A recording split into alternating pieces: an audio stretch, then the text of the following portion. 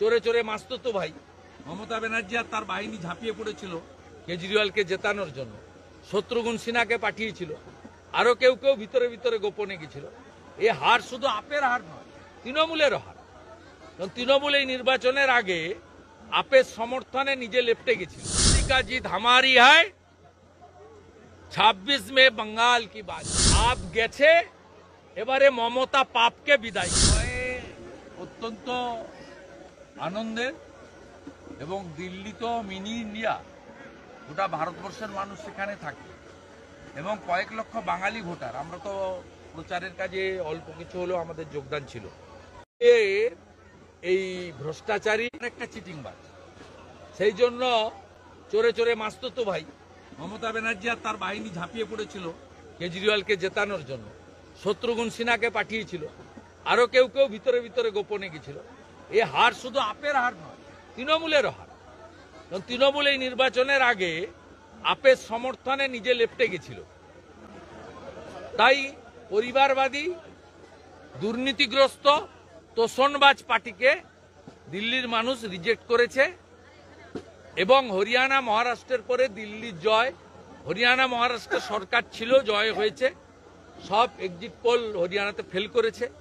দিল্লির জয় আমি মনে করি 27 বছর, প্রায় 3 দশক পরে দিল্লির ফিরে আসা। একমাত্র কারণ হচ্ছে দেশের যশস্বী প্রধানমন্ত্রী নরেন্দ্র মোদী, তার ক্যারিশমা, তার উন্নয়ন, তার প্রতি ভারতীয়দের যে আস্থা, তার প্রকাশ।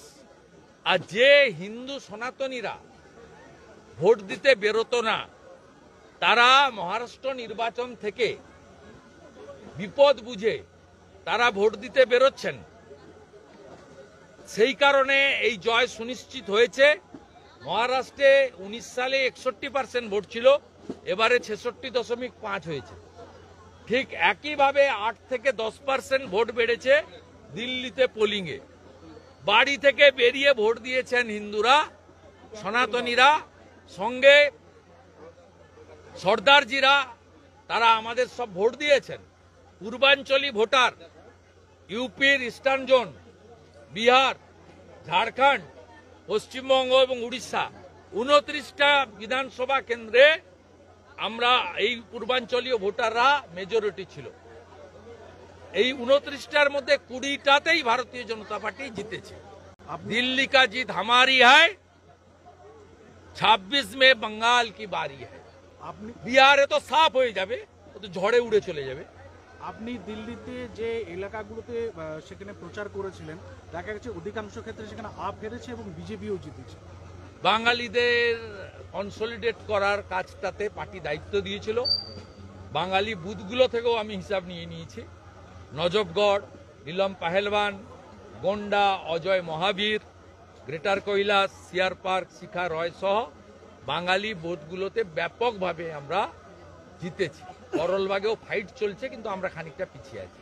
অতএব দিল্লির বাঙালি ভোটাররা পশ্চিমবঙ্গের দুর্দশা দেখে, পশ্চিমবঙ্গে বেকারদের যে কঠিন দুরবস্থা, আরজি করের ঘটনায় মহিলাদের চোখের জল, সর্বোপরি দুর্গাপূজা থেকে শুরু করে সরস্বতী পূজা, ঠাকুর ভাঙা আর পূজা বন্ধ, মা সরস্বতীর অপমান, দিল্লির বাঙালিরা সুদে আসলে তার প্রতিশোধ নিয়েছে। মা সরস্বতী পূজা যারা বন্ধ করেছে, দিল্লির বাঙালিরা একজোট হয়ে তাদেরকে হারানোর কাজটা করেছে। দিল্লির পর কি এবার টার্গেট বাংলা? কেননা সেখানে যেরকম বিহারে তো ঝড়ে জিতবো, আসাম তো জিতেই আছে 26-এ। নিশ্চিতভাবে আমাদের একমাত্র লক্ষ্য পশ্চিমবঙ্গ। আপ গেছে, এবারে মমতা পাপকে বিদায় করা।